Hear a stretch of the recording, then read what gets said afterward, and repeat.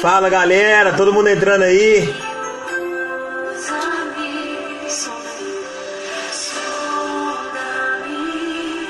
Pessoal, o som dá pra ouvir bem aí? Tá todo mundo ouvindo aí, quem tá online? Dá um retorno aí só pra eu saber. Bora, Éder! Risada! Me digam aí se vocês estão ouvindo bem. Só para dar um retorno. Minha esposa fez aqui a prova de delegado do Goiás, aí trouxe aqui pra eu ver. E aí eu vou comentar aqui o que eu acho, tá? Eu não sou o dono da verdade, então não necessariamente o que eu falar aqui vai estar correto. Mas eu acho que pelo menos grande parte aqui vai estar, tá?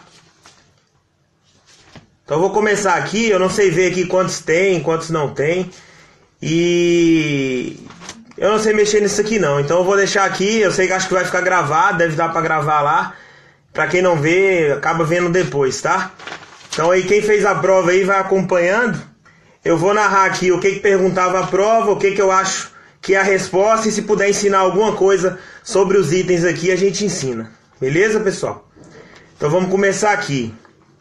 Olha só, a questão número 1 é um tema aqui de prescrição. Prescrição, senhores, para a prova de delegado de polícia, é um tema que sempre é cobrado, tá? As últimas provas que eu vi aqui de prescrição, um caso aqui, uma alternativa dessa aqui, caiu igualzinha na prova do TJ do Rio Grande do Sul, agora de 2018, e sempre vem sendo cobrada. Prescrição é um tema assim que se você não souber é igual fiança para delegado, tá? Então vamos lá, vamos comentar os itens aqui, um por um. Tá aqui, letra A. No caso de concurso de crimes, incidirá sobre o somatório das respectivas penas. Pessoal, esse aqui é o item, no caso o artigo 119 do Código Penal. É bem tranquilo, bem tranquilo. Prescrição, você vai analisar sempre isoladamente cada crime. Eu vou dar um exemplo para os senhores da prova que caiu para o TJ do Rio Grande do Sul agora em 2018, que a ideia é mais ou menos a mesma e muita gente caiu. Muita gente. O examinador falava o seguinte, que o indivíduo foi condenado a a pena mínima do crime de furto. Primeiro ponto, ele não falava qual é a pena mínima do crime de furto, esperando já que o examinando soubesse. No caso é de 1 a 4 anos, pena mínima 1 ano. Daí o examinador falava que ele foi condenado na pena mínima por 2 crimes de furto, cada um com sua pena mínima. Na segunda fase, a pena foi exasperada, no caso, em metade. Qual seria a metade de 1 ano? 6 meses. Beleza. Na terceira fase da pena, ele diz que a pena de cada um foi novamente aumentada em mais metade. Primeira pergunta. Essa terceira fase da pena, aumentando a metade. Vamos lá, primeira fase, 1 ano. Pena base fixou em 1 ano. Segunda fase, a pena intermediária aumentou na metade. 1 ano, vai para 1 ano e 6 meses. A terceira fase aumenta na metade. Vai para quanto, pessoal? Essa pena que está em 1 ano e 6 meses aumenta na metade. Para quanto que vai? Vamos lá, vou deixar uns 10 segundinhos aí para a galera responder. Isso aqui é um erro que muita gente cai. Muita gente cai. E muita gente acaba errando também. O que os senhores acham aí? Nessa terceira fase aí, ela aumentou a segunda fase em metade, foi para 1 ano e 6 meses. A terceira fase aumenta metade de novo. Vai para quanto? Vocês acham? Qual que é o erro do aluno Juninho aqui? O aluno Juninho vai fazer o quê? Fixou em 1 ano. Beleza. Segunda fase aumentou na metade. Vai para 1 ano e 6 meses. Terceira fase é metade. 1 ano e 6 meses mais 6 meses, 2 anos. Aí é o primeiro erro, pessoal. Essa terceira fase ela vai ser aumentada em cima da segunda fase. Então qual que é o primeiro peguinho aqui? Se ela está em 1 ano a pena mínima, aumentou em 6 meses, 1 ano e 6 meses. A terceira fase vai aumentar em cima da segunda pena, da pena intermediária. Então seria a metade de 1 ano e 6 meses. Aí você transforma 1 ano e 6 meses, 18 meses. 18 meses, metade, 9 meses. 9 meses, 18 mais 9 meses, 27 meses, ou seja, 2 anos e 3 meses. Esse é o primeiro erro. Muita gente aí está respondendo 2 anos, é o que aconteceu na prova também. Aí qual que foi o peguinha do examinador? 2 anos e 3 meses. Uma pena de 2 anos e 3 meses, ela vai prescrever em quanto? Aí você vai lá pro quadrinho geral lá do 109, e aí eu vou aproveitar para fazer uns aspectos aqui. Nas alternativas tinha lá 2 anos, 4 anos, 8 anos, 12 anos, 16 anos. Ah, aí o Juninho faz o quê? Pô, 2 anos e 3 meses, pá, prescreve em 8, tranquilo, marcou 8. Aí erra por quê? Para prescrição, para calcular a prescrição, você não aplica o concurso de crimes. Para calcular a prescrição, você analisa os crimes isoladamente. Nesse nosso caso aqui, que foi o gabarito do TJ do Rio Grande do Sul, a pena estava em 1 ano e 6 meses. E é nela que você iria calcular. 1 ano e 6 meses prescreve em quanto tempo? Vamos lá. Primeiro peguinha. Naquela lista da prescrição, o crime com pena mínima menor que 1 ano prescreve em 3, não é isso? Se for maior ou igual a 1, menor ou igual a 2, prescreve em 4. Se for maior que 2, prescreve em 8. Aí você fez o cálculo, 2 anos e 3 meses, prescreve em 8, ponto. Errou. Porque você tinha que analisar em 1 ano e 6 meses. 1 ano e 6 meses prescreveria em 4 anos. Esse é o primeiro detalhe aí que vocês podem levar, que essa questão sempre vem caindo em prova, tá? A resposta aqui de delegado de Goiás, nesse caso aqui, ó, no concurso de crimes, incidirá sobre o somatório das respectivas penas. Gabarito errado. Tá legal, pessoal? Tranquila essa aqui. No caso de evadir-se o condenado ou de revogar-se o livramento condicional, é regulada pelo tempo que resta da pena. Isso aqui é bem tranquila também. Essa prova teve muita questãozinha de lei seca. Vamos dar um exemplo aqui. O indivíduo é preso e aí, vamos supor que ele cometeu um crime de furto de 1 a 4 anos. Qual que é o prazo de prescrição para a pena de 1 a 4 anos? Ah, professor, de 4 anos ela vai prescrever, você vai para o seu cálculo. Menor que 1, prescreve em 3. Maior ou igual a 1, menor ou igual a 2, prescreve em 4. Maior que 2, menor que 4, prescreve em 8. Então, ou seja, até 4 anos vai prescrever em 8. Ok, suponhamos que ele foi preso, cumpriu a pena lá, ele foi condenado a 4 anos. Vamos para 4 anos, foi condenado a 4 anos. Ele cumpriu 3 anos e fugiu. Ok, faltava 1 ano de pena para ele cumprir. Qual que é o prazo de prescrição que o Estado tem para executar essa pena? Veja bem, se você calcular na pena que ele foi condenado definitivamente, 4 anos, o senhor vai falar que o Estado tem 8 anos para efetivar esse cumprimento. Se você abater o tempo que ele ficou preso, no caso 3 anos, e falta só 1 ano, o senhor vai falar que já é diferente. Pena menor que 1, prescreve em 3.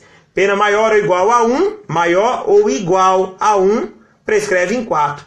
Então veja bem, se o senhor falar que não se calcula o tempo que ele permaneceu preso, o Estado tem 8 anos para efetivar esse cumprimento. Se o senhor considerar esse tempo que ele ficou preso, o Estado vai ter 4 anos. E é isso aí, pessoal. Você abate sim o tempo que ele ficou preso, tá? Letrinha seca da lei, questãozinha dada essa aí para a prova dos senhores. Vamos lá. No caso de pena de multa, ocorrerá em 3 anos, quando a multa for a única combinada ou aplicada. Olha só, pessoal, primeiro detalhe que os senhores têm que ter. Depois que o Código Penal foi alterado, nessa parte da prescrição, a menor pena para cumprir de prescrição, pena privativa de liberdade, é o prazo de 3 anos. Sempre, a gente pode falar que é o prazo de 3 anos para o ordenamento jurídico? Não, pessoal. No caso de multa isoladamente, combinada, aplicada, o Código prevê 2 anos. Ah, então beleza, mas tem previsão fora? Fora a gente aplica o Código Penal? Naquela comunicação de diálogo das fontes, que alguns gostam de dizer, aplica-se sim essa regra geral do Código Penal. Mas tem uma exceção. O artigo 28 da Lei de Drogas prescreve em 2 anos. Então, se o examinador pergunta para o senhor numa prova oral, candidato, qual é o tempo mínimo para prescrever um crime no ordenamento jurídico? Se o senhor falar 3 anos, o senhor erra. Cuidado com esse tipo de pergunta. Por exemplo, candidato, o crime de dano é punido no ordenamento jurídico na forma culposa? Ah, professor, o dano culposo não é crime, eu não sou Juninho, eu sou antigão, eu sei das coisas. Bem, o dano culposo realmente é um fato atípico para o Código Penal. Mas se o senhor for olhar no ordenamento jurídico, olhar de uma forma conglobada, o senhor perceberá que o dano culposo não é sempre atípico. Por exemplo, a Lei de Crime Ambiental prevê o crime de dano culposo. O Código Penal Militar também assim o faz. Então prestem atenção. Segundo o Código Penal, segundo o ordenamento jurídico. Tá legal, pessoal? Então aqui, fica bem tranquilo aqui. Pena de multa, 2 anos. Questão errada. Quando o criminoso era na data da sentença maior de 60 anos. O Código Penal faz muita confusão com isso aí. 60, 70, 80. Você vai na preventiva lá do CPP, da prisão domiciliar, tá 80. Você vai não sei aonde, tá 70. Você vai não sei aonde, tá 60. Lá no homicídio, 60. Mas nesse caso aqui, pessoal, para reduzir a pena do prazo de prescrição, é menor de 21 anos na data do fato, 21 anos na data do fato, ou 70 anos na data da sentença. Que sentença é essa?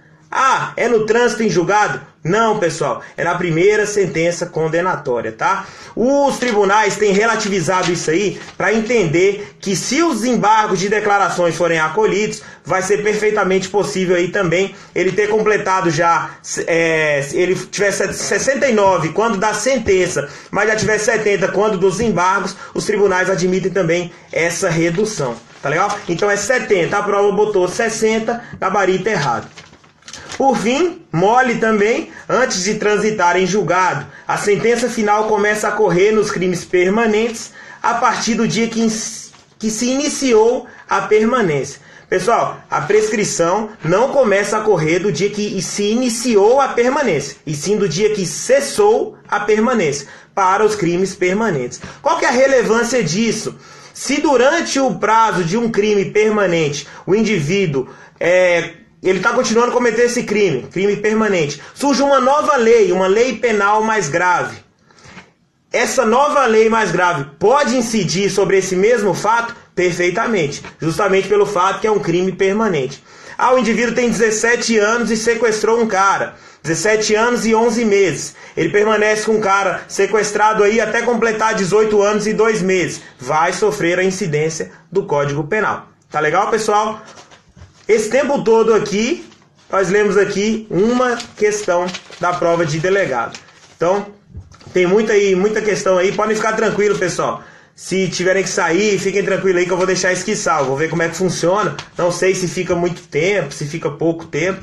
Mas é isso aí, ó. Questão 1. Tentei trazer um monte de informação e vou tentar trazer todas aqui. Acho que são 15 questões. Se eu não me engano, eu também acho que eu vou comentar as de processo penal, que também foram bem tranquilas, tá? Vamos lá. Crime de furto. Olha só que engraçado. Quem acompanha o IG viu que hoje, no Dia dos Pais, eu coloquei um vídeo do ano passado que eu gravei com minha mãe. Esse vídeo, pessoal, eu falava aí tocava no ponto lá das imunidades absolutas, das escusas absolutórias referentes aos crimes contra o patrimônio. Tá legal? Pessoal, não consigo ler, porque senão fica muita informação. Às vezes chegam algumas perguntas aqui. A gente está acompanhando, eu estou na questão 1 da prova de delegado. E aí estou esticando aí com algumas dicas extras aí. Quem quiser ir anotando, muita coisa importante que sempre é cobrada nesses concursos aí. Tá legal? Então, para mim, o gabarito da letra A é a letra B nessa prova que eu tô, que é, no caso de evadir-se o condenado ou de revogar-se o livramento condicional, é regulada pelo tempo que resta da pena. Tá legal, pessoal? Questão número 2. Letra A. A lei penal admite, em certas hipóteses, ação penal pública condicionada à representação para o crime de furto. Pessoal, tranquila. Quando a gente vai estudar as regras de ações penais, qual é o tipo de ação penal, os professores todos alertam que a gente não tem que olhar só o tipo penal. Às vezes ela vai vir falando no tipo penal. Por exemplo, o crime de ameaça do artigo 147. Vai estar lá no parágrafo único que se procede mediante representação. Tá legal? Há outros crimes, se procede mediante queixa, que aí é ação penal privada. Outros não vai ter nada. Se você for olhar no crime de furto, o senhor não vai ver nada. Vai acabar um 5.5, vai começar um 5.6. Ponto final. Aí o senhor vai lá para o final do título lá e vai estar constando lá essas escusas. Aí vem a pergunta, é possível ação penal pública condicionada? Perfeitamente. Um crime de furto entre tio e sobrinho que coabitam. O crime de furto entre irmãos, tranquilamente. Ah, e se eu furtar a minha mãe, que foi o caso que eu publiquei no vídeo hoje. Se eu pergunto de forma genérica, na época da faculdade, eu era aquele aluno chato. Aquele aluno que sempre ficava questionando o professor, que chegava com perguntas difíceis para fazer, para ver o professor mesmo ficar desesperado. E uma vez eu entrei na sala, o professor fez a seguinte pergunta, eu tinha acabado de entrar. Ela perguntou, e nesse caso aí, o filho responde pelo furto? Aí eu já entendi até o que era. Aí eu falei, depende. Por que a resposta é depende, pessoal? Filho furta o pai. Responde ou não? Se o senhor fala direto que não responde, o senhor está sendo um pouco precipitado. Por quê? Essas escusas absolutórias, no artigo 183, elas acabam sendo vedadas se a vítima for maior de 60 anos. Então, por exemplo, a minha mãe que conta aí com 68, ela, se eu furtar alguma coisa, eu vou responder, apesar de ser a minha mãe, porque não vai se aplicar essas escusas aí. Tá legal? Então fiquem atentos a isso. Tranquilo aqui, essa resposta aqui já vai estar correta, mas vamos olhar as outras aqui para a gente afastar todas as dúvidas, tá legal? Olha só, o STJ admite a aplicação no furto qualificado pelo concurso de agentes da majorante do roubo. Pessoal, essa aqui é batida já na doutrina desde quando eu comecei a estudar para concurso público. Então bota aí 12 anos atrás, né? Há 12 anos ou 12 anos atrás. Não é possível fazer essa aplicação, tá legal, pessoal? Por que a doutrina ficava falando disso? Ele fala aqui que no furto qualificado, a pena, se você for olhar, a pena dobra do furto simples para o furto qualificado. E no roubo é uma causa de aumento de pena. Então parece que fica sendo mais grave para o crime de furto do que para o crime de roubo. Mas nesse caso não pode ser aplicado. A analogia, pessoal, mas é em Bonaparte. A analogia, para ela ser aplicada, pessoal, tem que ter o primeiro ponto. Ser em Bonaparte. Ok, tranquilo. Porém, além de ser em Bonaparte, ela deve decorrer de uma omissão involuntária do legislador. Tá legal? Uma omissão involuntária do legislador. Por exemplo, nesse caso aí das escusas aí, para o cônjuge, você coloca o companheiro. Agora, se você for parar para pensar, essa omissão do legislador não foi involuntária. Ele realmente aqui quis prever dessa forma. Então, para ser analogia, em Bonaparte e omissão involuntária do legislador. Tá legal, pessoal? Então aqui é bem tranquilo, a questão errada, súmula 442 do STJ. Alternativa, letra C. O STJ entende que a existência do sistema de vigilância... Pessoal, não precisa nem ler, né? Sistema de vigilância e crime impossível. Publiquei hoje antes da prova. Essa questão está caindo em todas as provas. Por quê? A gente sempre explica, quando o senhor vai fazer uma prova, a senhora vai fazer uma prova, leiam as últimas súmulas do STJ, do STF e as súmulas vinculantes. Porque questão de súmula você não pode errar. Isso aqui é um entendimento que já está dado pelo STF. Havia alguns colegas, delegados e promotores de justiça, que entendiam como crime possível esse caso. É justamente por isso que o tribunal veio a se manifestar. Não se trata de crime possível.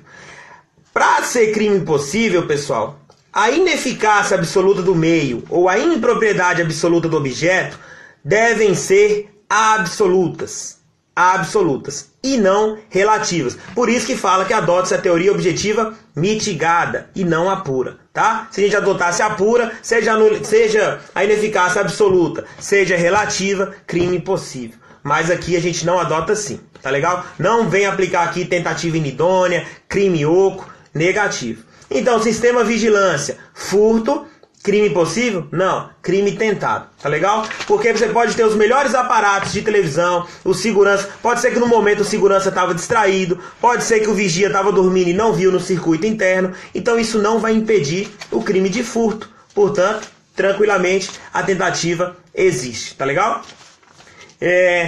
A expressão pequeno valor se equivale a valor insignificante. Pessoal, questão tranquila também na doutrina. Pequeno valor insignificante, não se confunde. Principal relevância prática. O pequeno valor pode dar ensejo à aplicação do furto privilegiado. O valor insignificante, aí a gente entra em claus oxim, bagatela própria e causa excludente de fato típico. Ou seja, exclui-se o fato típico. Para Gilmar Mendes, é uma interpretação restritiva do tipo penal. Tá legal? Essa ideia de aplicação do princípio da insignificância. Então, pessoal, bem tranquilo aí. Não há falar em equivalências de pequeno valor e valor insignificante. Pequeno valor, furto privilegiado. Valor insignificante, crime excludente do princípio da insignificância, fato atípico. Tá legal, pessoal? Letra E. A jurisprudência do STJ não admite o privilégio nas hipóteses de furto qualificado.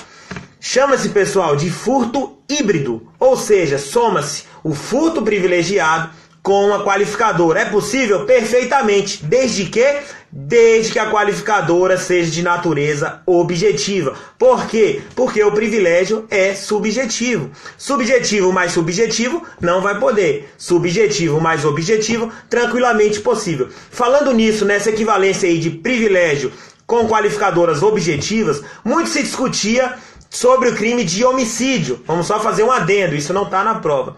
Em recente julgado, o STJ posicionou-se no sentido que o crime praticado com violência doméstica, tratando a mulher como objeto, é uma qualificadora de natureza objetiva. Portanto, para o STJ, é possível sim haver feminicídio privilegiado. Tá legal, pessoal? Porque é de qualificadora de natureza objetiva. Não está na prova, mas a gente acrescenta aí para os senhores. Esse tempo todo aqui, pessoal, duas questões. Se estiverem cansados, não ligo, podem sair. Tiver nenhum, 100, 1000, não importa com isso aí. A gente vai deixar gravado aí, a galera vai acompanhando como pode, tá? Até porque isso aqui para mim serve também como um aprendizado. Assim como os senhores, eu estou aprendendo a cada dia aí. Legal? Vamos lá, questão 3.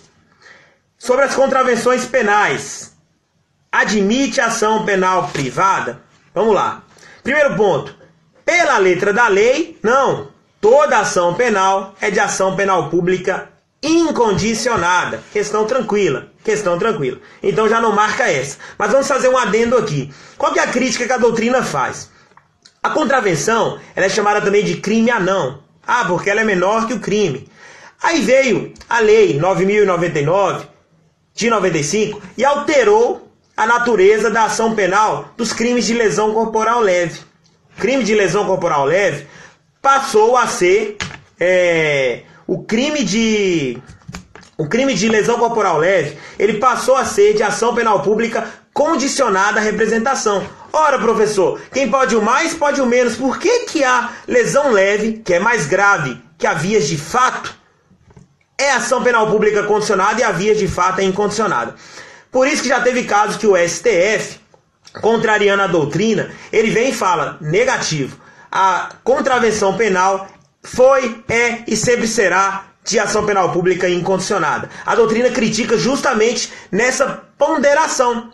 Por quê? Não pode uma lesão corporal que é mais grave ser condicionada e um crime menor, menos grave, no caso a contravenção penal, ser incondicionada. Agora eu vou trazer uma perguntinha para os senhores, para a gente deixar aqui essa correção um pouco mais dinâmica. O que é crime anão? Todo mundo sabe que crime anão é a contravenção. Tudo bem. Aí o senhor chega numa prova oral, o examinador vai te falar assim, candidato, o que é o crime anão? Aí antes dele terminar, o Juninho já começa, eu sei, é a contravenção, uhul! Aí, calma, candidato. Aí o examinador, não, candidato, eu não quero saber isso. O que eu quero saber é o que é o crime anão crescido. Putz! Crime a não crescido. Caraca, o que é isso? Alguém já ouviu falar aí, pessoal? Crime a não crescido? Vou até pegar aqui para pegar o artigo certinho para quem quiser anotar aí. Porque essa questão você vê pouco falar em aulas, em livros, tá ligado? Muito bem, Amanda aí, nossa que foi treinada aí para nossa prova oral.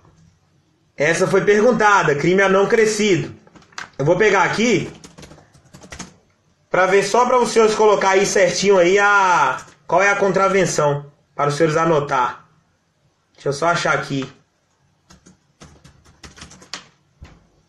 Acho que eu não vou achar. Deixa eu ver. O crime a não crescido, pessoal, ele é o seguinte. Contravenção penal são as contravenções penais chamadas de crime a não. O crime a não crescido, ele sai daquela ideia de infração de menor potencial ofensivo. O que é uma infração de menor potencial ofensivo? São todas as contravenções e os crimes cuja pena máxima em abstrato não suplanta o patamar de 2 anos. Primeiro ponto, olha o que eu falei.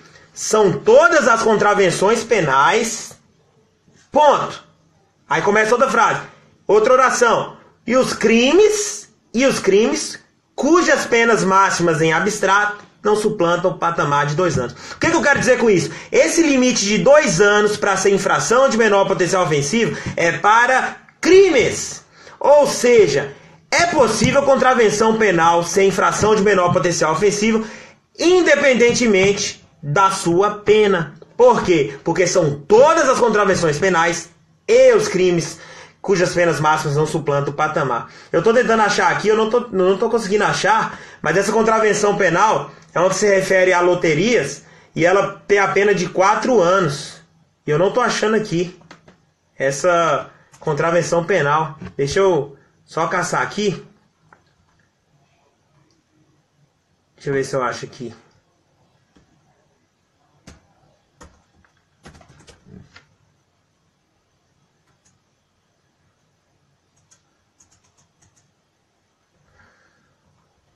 Ah, eu não vou achar aqui não.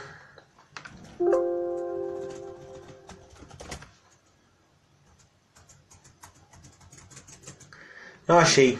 Vou ficar devendo essa aí. Mas pode colocar aí que é alguma coisa referente à loteria, uma contravenção penal, que ela vai com a pena até 4 anos, tá, pessoal? Então aí coloca aí no seu caderninho, crime a não crescido, tá legal? Então crime a não crescido é a contravenção penal que a pena passa de 2 anos, tá legal? Agora eu fiquei agoniado aqui, eu vou achar essa contravenção aqui.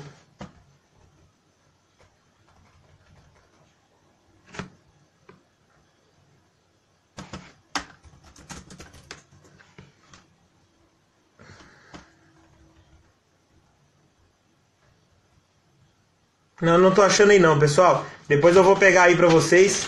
Não achei aqui não. Mas é isso aí mesmo. Crime a não crescido é aquele que a pena da contravenção passa de 2 anos. Uma contravenção penal que prevê isso aí é uma de uma lei específica que trata de contravenções referentes a loterias, tá? A pena chega a 4 anos. Eu não achei a lei aqui e ela não me vem à cabeça aqui o número dela. Até porque a gente grava mesmo só esses detalhes mais importantes.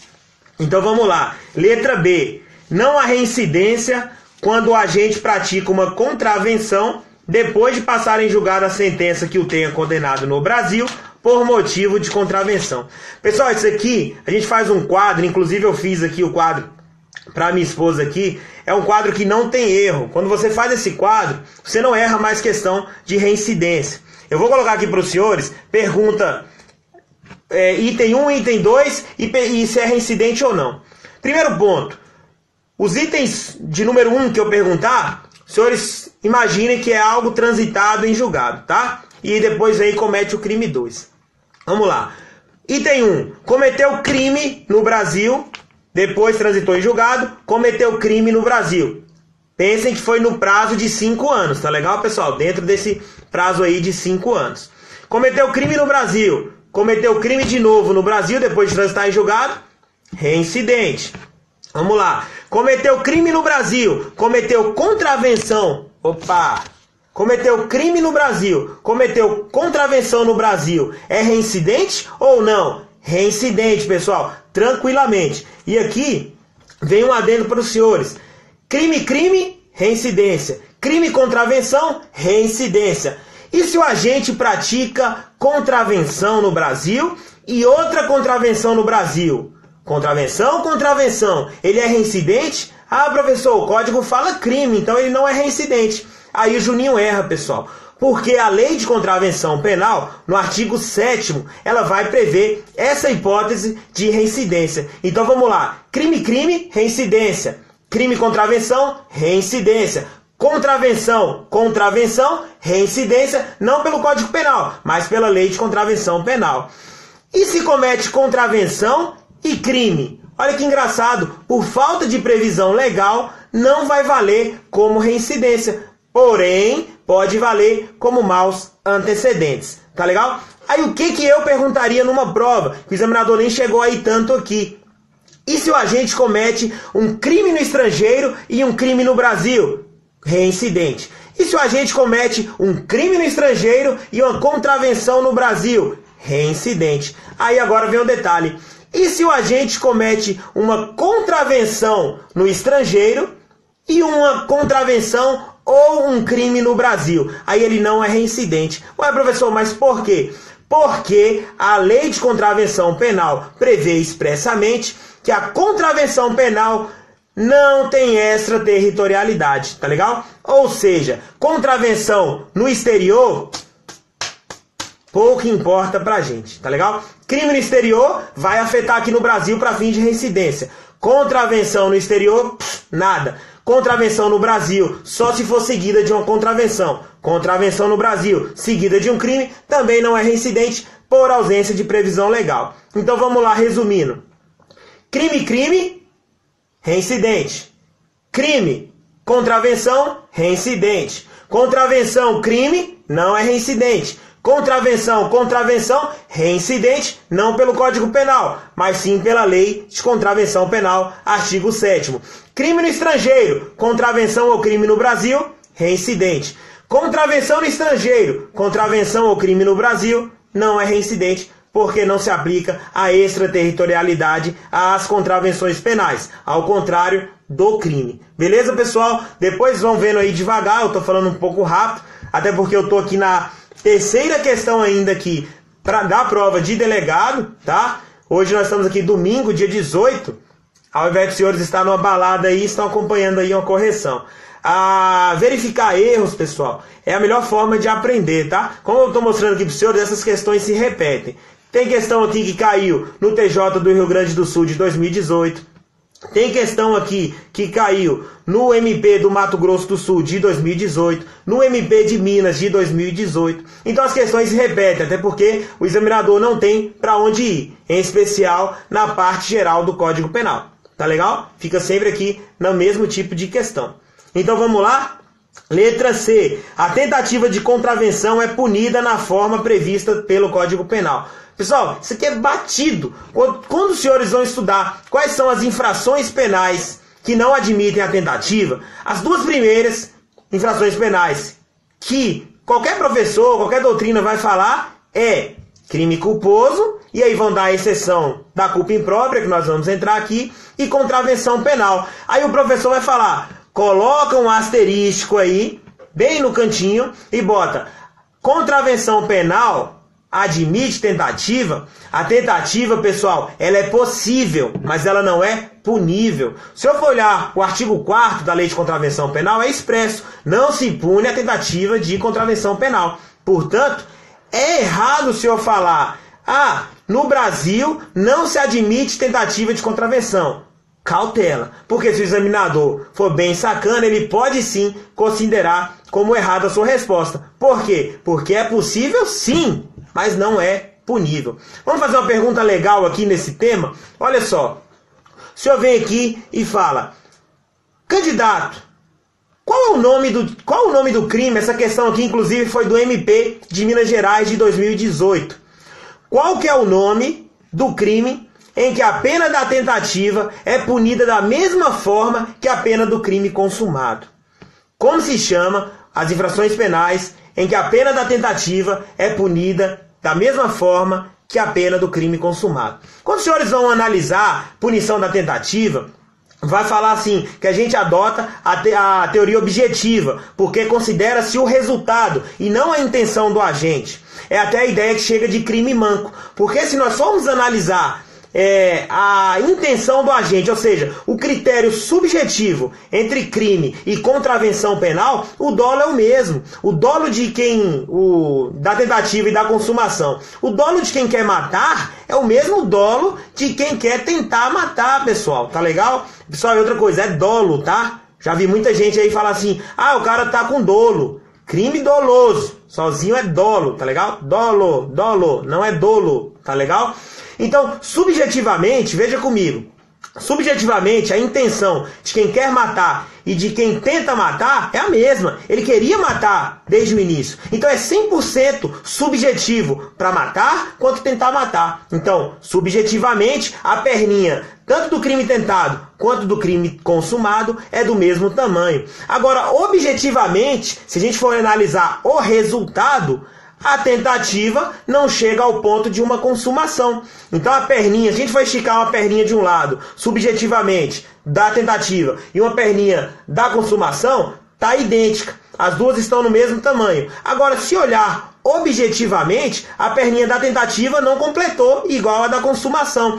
É por isso que a doutrina apelida a tentativa de crime manco, justamente por isso, porque as duas pernas subjetivas são idênticas e a objetiva não o são. Portanto, para fins de tentativa, o Código Penal ele adota a teoria objetiva nesse ponto, tá legal? Mas se o senhor for olhar lá onde prevê a punição da tentativa, ele vai falar o seguinte: salvo expressa previsão legal, a tentativa é punida com a pena do crime consumado reduzida de 1 a 2/3. Por que salvo previsão legal em sentido contrário? Porque é possível a tentativa ser punida com a mesma pena do crime consumado. 2 nomezinhos, pessoal. A galera tá mandando bem aí. Crimes de atentado ou crimes de empreendimento. Essa era a alternativa também da prova de Ministério Público de Minas Gerais, agora de 2018.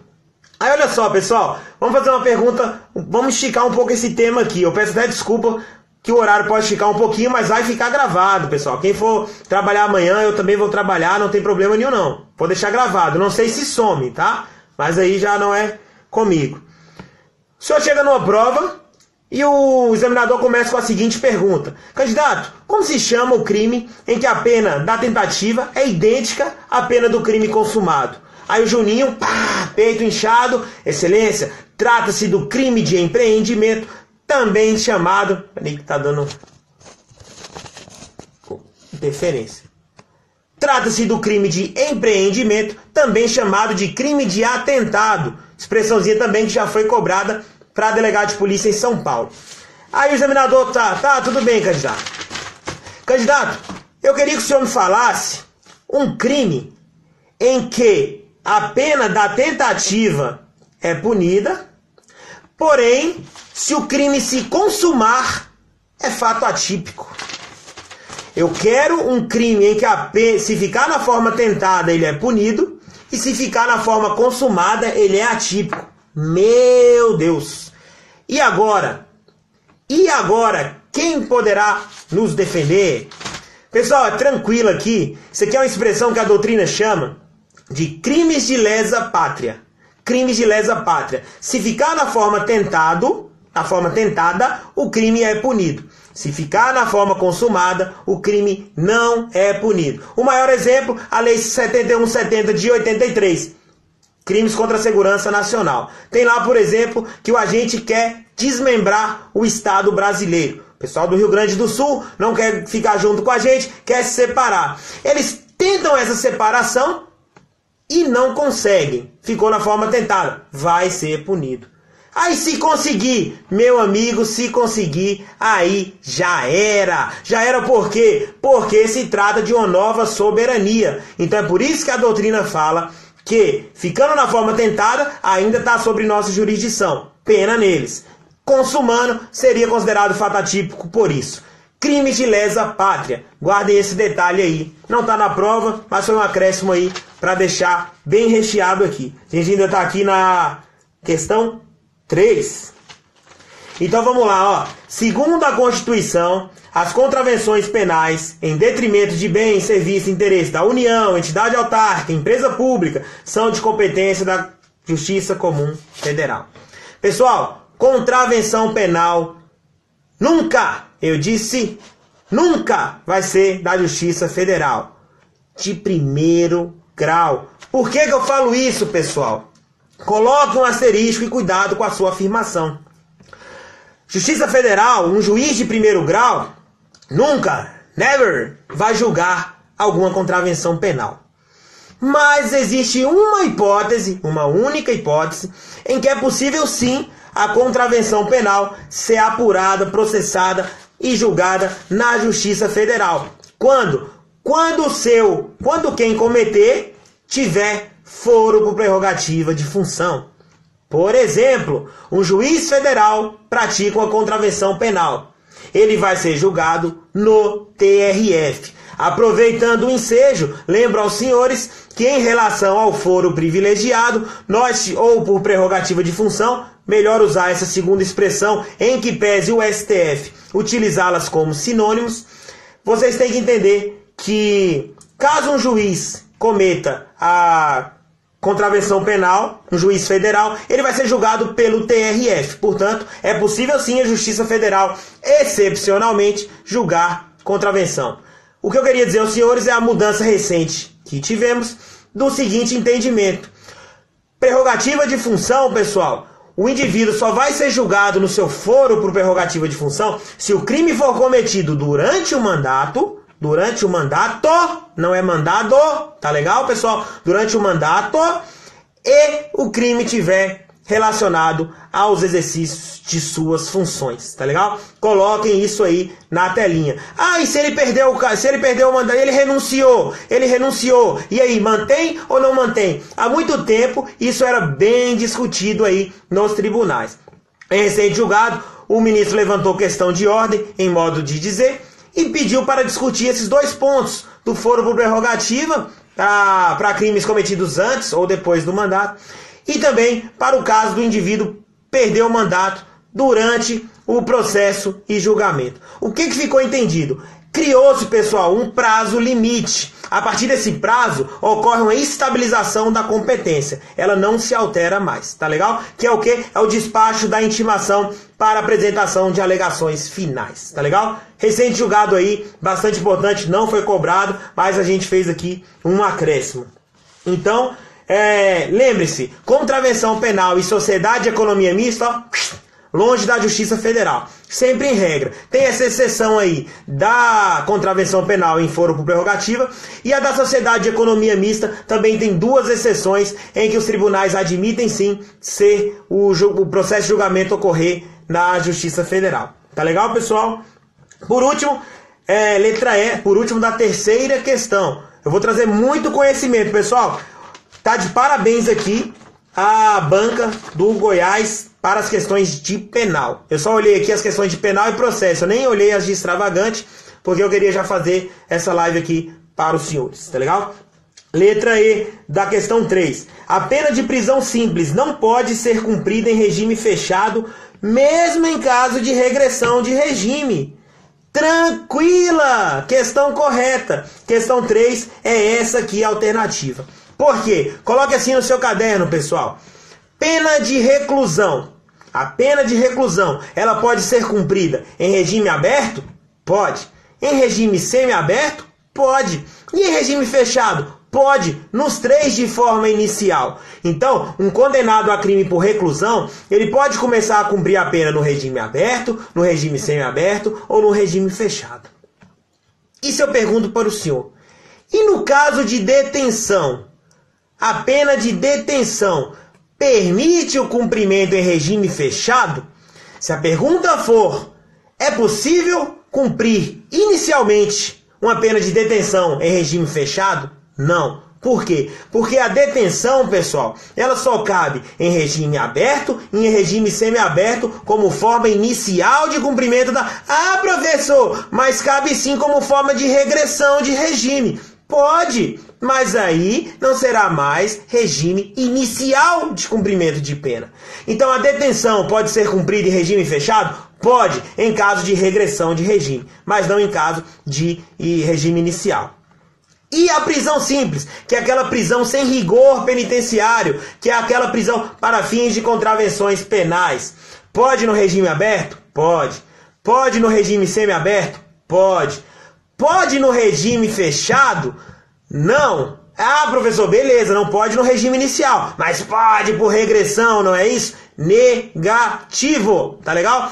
Para fins de prisão simples, ela nunca, eu disse nunca vai ser cumprida em regime fechado, vírgula, nem mesmo por regressão de regime, tá legal? Então, pena de reclusão, aberto, semiaberto, fechado. Pena de detenção, aberto, semiaberto e fechado no caso de regressão. Pena de prisão simples, aberto, semiaberto e ponto final. Beleza? Tranquilo? Eu ia fazer um adendo aqui sobre o quantum de pena para fins de decretação do regime, mas eu vou deixar porque vai ter uma questão a respeito aqui mais na frente. Beleza, pessoal? Estão conseguindo acompanhar? Estamos aqui na terceira questão ainda, tá? Então, só recapitulando. Questão 1, a gabarito, no caso de evadiço condenado. Questão 2, a lei penal admite ação penal pública condicionada em alguns casos para o crime de furto. Questão 3, contravenção penal, a pena de prisão simples não pode ser cumprida em regime fechado, mesmo em caso de regressão. Tranquilamente, bem light, as 3 primeiras questões aí de delegado do Goiás. Agora, pessoal, dolo e culpa. Dolo e culpa são 2 temas assim, nossa, que o cara chega e gosta de estudar. Você estuda dolo e culpa com a mesma alegria que você estuda falências quando vai estudar direito empresarial, não é verdade? Brincadeiras à parte, direito penal aí, um dos melhores ramos aí do direito para estudar. Então vamos lá, dolo e culpa. Letra A. Em regra, todo crime culposo é necessariamente um crime material. Olha que questãozinha legal, pessoal. Quando a gente estuda dolo e culpa, sempre vai falar assim, olha, 2 observações que sempre são feitas aí pela doutrina, e especialmente pelos professores aí de cursinhos, como o nosso grande professor Rogério Sanches, professor Kleber Masson, da seguinte forma: o crime culposo é crime material. Quais são? Quando você vai estudar crime doloso, você vai falar que o dolo tem 2 elementos. Aí o Juninho fala, não, professor, o dolo tem 3 elementos. Consciência, vontade e liberdade. O dolo é a consciência e a livre vontade de praticar a infração penal. Cuidado, pessoal. Para a teoria finalista, o dolo tem 2 elementos, que é o dolo acromático, é o dolo natural. Quais são os elementos? Um elemento intelectivo e um elemento volitivo. Em outras palavras, é a consciência e a vontade. Se essa vontade é livre ou não, vai ser aferida lá na culpabilidade, tá? Então a gente sai da conduta para a teoria finalista. E quais seriam os elementos do crime culposo? Tem aquele basicão primeiro, vamos para o basicão. Conduta, resultado, nexo causal, tipicidade. Por que tipicidade? Porque só é crime culposo se houver previsão expressa.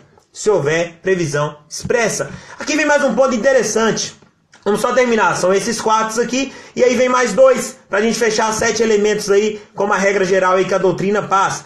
Que é a violação de um dever objetivo de cuidado. Que é onde entra as modalidades de culpa. Imprudência, negligência e imperícia. Que não se confundem com espécies de culpa. Que é a consciente, inconsciente, por exemplo. Modalidade de culpa, imprudência, negligência e imperícia. E por fim, no caso, o 6º elemento, a previsibilidade. Agora vamos fazer alguns pontinhos sobre cada um desses bem relevantes e depois a gente responde a questão. Vamos de baixo para cima. Previsibilidade. Que previsibilidade é essa? É a do homem standard? Do homem médio? Ou é a do agente especificamente no caso concreto? Pessoal, essa previsibilidade, o que é previsibilidade? Não se confunde com previsão. Previsibilidade é não ter previsto o que era possível de ter sido previsto. Não previu o que era possível de prever. Isso é previsibilidade. Mas era possível a quem? Ao homem médio. Então, essa previsibilidade integrante de um elemento do crime culposo é a previsibilidade objetiva. Olha o homem médio. Se a gente analisar uma previsibilidade subjetiva, o agente, o seu estudo, a sua capacidade, aí essa previsibilidade já integra a culpabilidade e não mais o fato típico. Subindo um degrau, a gente sai de previsibilidade, vem para violação de um dever de cuidado objetivo. Aí imprudência, negligência e imperícia. Como não é uma aula isso aqui, a dica que eu posso dar para não confundir é que imprudência, negligência e imperícia são modalidades de culpa e não espécies. Professor, como é que eu não confundo isso? Simples, imprudência vem com M de modalidades. Espécie vem com E de consciente, inconsciente, tá legal? É meio sem lógica, mas eu garanto que na hora o senhor pode lembrar disso aí. Aí a gente vem para a parte importante, pessoal. Tipicidade que todo mundo fala. Princípio da excepcionalidade do crime culposo e da sua expressão. Precisa estar expresso que o crime culposo é punível. Por exemplo, o homicídio. Vai estar lá que pune-se o homicídio culposo, no 121, parágrafo 3º. Ocorre, pessoal, que eu quero fazer uma observação para os senhores. Eu nunca vi professores comentar isso aí, mas estudando aos poucos eu acabei percebendo. É possível sim ter um crime culposo sem estar expresso que, por exemplo, vai falar, se culposo, a pena é tanto. Crime ambiental você vê muito isso. Mas se os senhores forem olhar no 180... parágrafo 3º, a receptação culposa, ela não fala pune o crime culposo. Ela, na verdade, ela descreve em que consiste a culpa. E é justamente por isso que os crimes culposos são crimes abertos. Eles dependem da valoração de alguém no caso concreto, que é no caso do juiz. Porém, pessoal, excepcionalmente o crime culposo pode ser um crime fechado. E o exemplo é justamente esse. O artigo 180, parágrafo 3º. Tá legal, pessoal? Então vamos lá. A gente sobe aqui da tipicidade, aí vem a ideia do resultado. Pessoal, do nada, nada surge. O crime culposo, pessoal, para ele ser punido, exige a produção de um resultado naturalístico, tá legal? Trata-se de um resultado naturalístico. O que seria esse resultado naturalístico? Ou seja, há uma mudança no estado do mundo exterior. Ocorre essa efetiva mudança. Então, para ter um crime culposo, atropelei alguém, a pessoa morreu, houve uma alteração no mundo exterior. Aí vem o detalhe. Olha o que o examinador botou de forma bastante esperta. Em regra, todo crime culposo é necessariamente um crime material. Veja bem, eu acabei de falar para os senhores que um dos elementos do crime culposo é o resultado naturalístico. Então, quais são as formas dos crimes nesse caso aqui? O crime pode ser de mera conduta, formal, material. Vamos de baixo para cima. Material, há a previsão de um resultado e exige a ocorrência do resultado para sua consumação. Crime formal, prevê um resultado, mas não exige esse resultado para sua consumação. Por exemplo, a extorsão, súmula 96 do STJ. Crimes de mera conduta, sequer há a previsão de um resultado. Então, crime culposo sempre será resultado naturalístico. Exceto, aí vem a exceção. Pode colocar no seu caderno. Doutrina majoritária cita como exemplo o artigo 38 da Lei de Drogas. O nosso crime culposo da Lei de Drogas, que é o de prescrever ou ministrar culposamente. Tá legal? Então, tá correta essa questão. Em regra, todo crime culposo é necessariamente um crime material, porque existe esse em regra. Se não tivesse o em regra, a questão estaria errada. Portanto, o gabarito aqui nesta prova certamente será a letra A. Uma outra exceção que parte da doutrina cita é o artigo 13 da Lei de Armas, tá? A omissão de cautela. Outra parte da doutrina critica dizendo que nesse caso é considerado crime material quando a pessoa acaba pegando na arma, mas aí há uma divergência, a gente não vai entrar nesse ponto. Coloque a forma pacífica aí no seu caderno. Crime culposo, resultado material. Exceção, artigo 38 da Lei 11.343 de 2006. A nossa lei antidrogas, lei de drogas. Beleza? Letra B. Há dolo direto de segundo grau quando há vontade consciente do agente em relação aos efeitos colaterais possíveis de sua ação. Veja bem, pessoal. O dolo direto é a consciência e vontade de praticar uma infração penal. O agente quer aquele resultado, ele objetiva aquele resultado.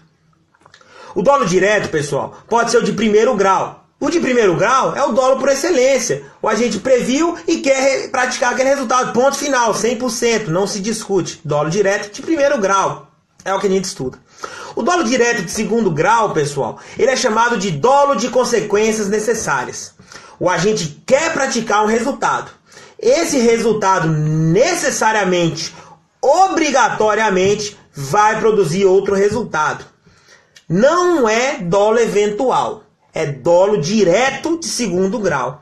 Qual que é a diferença de dolo direto de segundo grau para dolo eventual? Primeiro, o dolo direto de segundo grau, como o nome já diz, é um dolo direto. Dolo direto. O dolo eventual, a doutrina o coloca como dolo indireto. No dolo direto de segundo grau, a consequência é obrigatoriamente ocorrível. Por quê? É um dolo de consequências necessárias.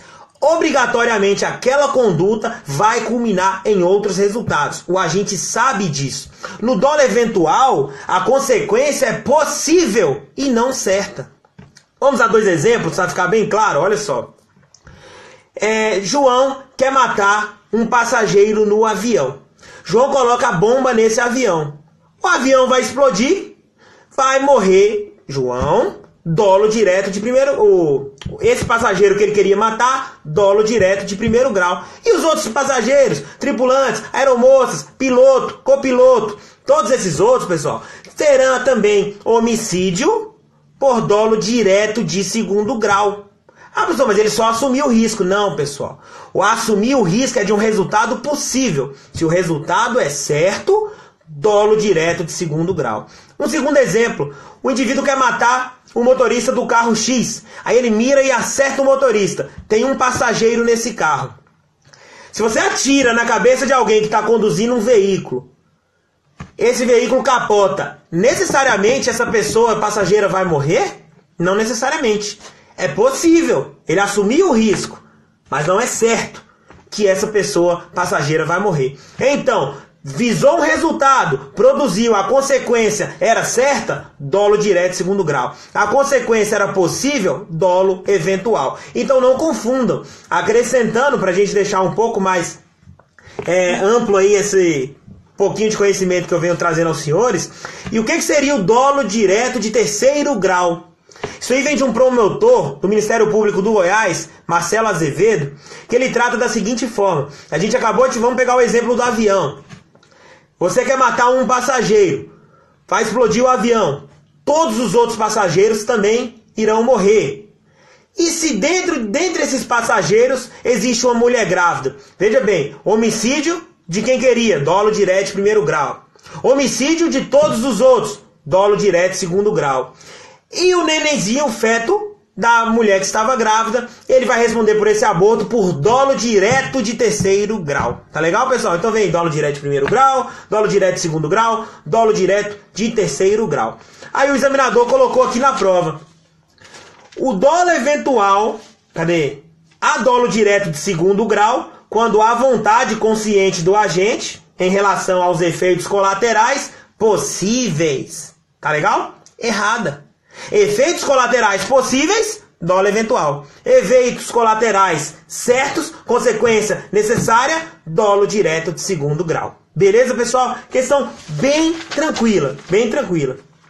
O crime culposo, seja ele próprio ou impróprio, não admite a tentativa. Essa questão caiu na minha prova de delegado de polícia em 2015.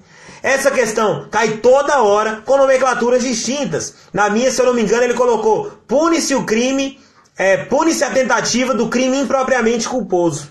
Tá legal? Então o examinador vai querer dar uma jogada de palavras para te levar te induzir a erro, mas os senhores não irão cair nessa, tá legal? Então, crime culposo, seja ele próprio ou impróprio, admite a tentativa? Errada. Crime culposo próprio, não admite a tentativa. Crime culposo impróprio, admite a tentativa. Beleza, pessoal?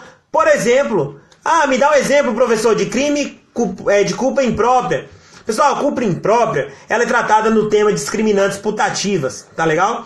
Discriminantes, exclui o crime. Putativa, imaginária. Então, seria uma excludente de licitude imaginária. Um exemplo que a gente estuda na doutrina. Vamos supor, tem um colega meu aqui, deixa eu ver algum colega que eu posso citar. O professor delegado Flávio Rolim. O professor Flávio Rolim me odiava e a gente sempre teve um imbróglio, a gente era gente, eu não gostava do outro, pô, esse cara estuda mais que eu, não sei o quê. Tudo é brincadeira, tá, pessoal? Aí, nós somos inimigos declarados, eu e o professor Flávio Rolim. Certa vez, eu estou andando na rua à noite, e aí eu vejo o professor Flávio Rolim se aproximando de longe, e ele já tinha me jurado de morte. Quando eu vejo o professor Flávio Rolim se aproximando, ele leva a mão à cintura. Daí eu pensei, nossa, esse cara vai me matar. Eu saco minha arma de fogo e efetuo 2 disparos, levando à morte. Quando eu chego perto e observo, o professor Flávio Rolim iria tirar um bilhete querendo fazer as pazes comigo. Na minha cabeça e só na minha cabeça estava acontecendo uma agressão injusta. Porém, eu imaginei errado. Eu errei sobre os pressupostos fáticos do crime. A minha ação foi dolosa? Foi. E o meu resultado foi doloso? Porque, veja bem, nos crimes dolosos, a conduta e o resultado são dolosos. Nos crimes culposos, a conduta, cuidado pessoal, crime culposo, a conduta é dolosa. Se você está dirigindo de forma imprudente, você dirige porque quer. A conduta é dolosa, o resultado é involuntário. Então, crime doloso, conduta e resultado voluntários. Crime culposo, conduta voluntária, resultado involuntário. Na prova de escrivão da PCDF, cobrou. No crime culposo, a conduta é voluntária. Ponto CESP. Questão correta. Conduta voluntária. Resultado involuntário. Então, veja bem. Nesse meu caso com o professor Flávio Rolim, eu atirei porque quis. Conduta voluntária. Ele morreu. O resultado foi voluntário. Eu quis matar. Para não morrer. Porque eu imaginei que estava em legítima defesa. Nesse caso, pessoal, por questões de política criminal, pune-se o crime de forma tentada. Por questões de política criminal. Por isso é chamado de culpa imprópria, porque é um resultado voluntário. E a culpa própria, o resultado é involuntário. Tá legal? E nesse caso, se eu tivesse atirado e o professor não morresse, nesse caso, a culpa imprópria seria tentada. Então é possível tentativa em crime culposo? Sim, no caso de culpa imprópria. Legal? Tranquilo? Tá dando para entender, pessoal? Eu acho que vai esticar um tempo aqui, eu não sei. Se alguém sabe dizer quanto tempo tem para ficar gravando aqui. Mas são 15 questões, eu achei que ia ser mais rápido. Mas nós ainda estamos aqui na 4ª questão. Vejam que eu estou trazendo outras alternativas aqui, além das previstas, para a gente fazer um entendimento aqui nas palavras do nosso professor El Zafar, o nosso amigo Raul Eugênio Zaffaroni, um estudo de forma conglobada ou de forma englobada, como eu já postei, que a tipicidade conglobante também é chamada de tipicidade englobante. Beleza? Então vamos lá. Último item da questão 4. Letra D. O dolo eventual se caracteriza pela previsão de um resultado relevante, penalmente, todavia com a expectativa de sua inocorrência. Pessoal, quando a gente vai estudar as teorias do dolo, tem lá, teoria da vontade para o dolo direto, teoria do consentimento ou do assentimento para o dolo eventual. Existia uma teoria, pessoal, a teoria da representação. Para essa teoria, bastava o agente prever o resultado, pronto. Qual que era o problema? Essa teoria, ela não diferenciava o dolo eventual da culpa consciente. Portanto, quando a gente fala que nos elementos do crime culposo, vamos lá, uma revisão, conduta, resultado, nexo, tipicidade, violação de um dever de cuidado objetivo e previsibilidade, a gente, quando faz esse estudo aí peraí que deu um erro aqui. Do crime culposo, quando a gente fala em previsibilidade, que é previsibilidade? É não prever. O agente não previu o que poderia ser previsto. Aí eu te pergunto, é possível crime culposo com previsão? Já que o senhor está me falando que a previsibilidade é uma coisa que não foi prevista quando deveria ser-lo? É possível crime? Sim, no caso de culpa consciente. A culpa consciente, o agente prevê o resultado, mas ele acredita sinceramente que esse resultado não vai ocorrer e caso venha a ocorrer, que ele conseguirá evitá-lo. Então quando a questão bota que no dolo eventual há um resultado penalmente relevante, todavia com expectativa da inocorrência, negativo. Isso aqui seria culpa consciente, tá legal, pessoal? Então essa alternativa aqui também está errada. A culpa inconsciente, quando o resultado ilícito é imprevisível pelo agente nas circunstâncias do fato. A culpa inconsciente, quando o resultado ilícito é imprevisível pelo agente. Nós acabamos de ver que o resultado ilícito, ele é previsível, mas não foi previsto. Tá legal? Se no caso concreto não tinha como dar uma previsão, a gente vai analisar lá na culpabilidade. Mas não é mais aqui, no fato tipo, na conduta culposa. Beleza, pessoal? Então aqui a culpa inconsciente, a previsibilidade. É previsível, porém não foi previsto. Então a alternativa correta aqui da questão 4, em regra, todo crime culposo é necessariamente um crime material. Pessoal, o que eu estou passando aqui para os senhores é uma revisão super geral de parte geral do Código Penal. Pô, tem muito tema importante. Nós ficamos aqui em 4 questões, dão 20 alternativas, dá um total de 20 alternativas. Olha quanta coisa aí eu passei para os senhores. Pouca coisa que eu sei, mas também eu tento passar o máximo possível. Eu vou dar um tempo para os senhores dar um retorno aí se estão conseguindo ver, se tá legal, se a velocidade, se dá dando para entender, tá? Eu vou falar um pouco rápido porque eu queria passar bem mais rápido aqui, mas é tanta informação importante que eu tenho certeza que tudo que eu estou falando aqui vai cair em outras provas, tá? Que é sempre a mesma coisa que cai. Não muda, não muda. Beleza?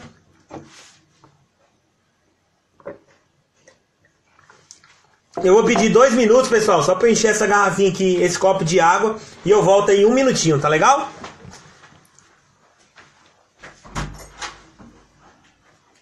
Oi? Bom. Bora aí. Bom? Tá legal?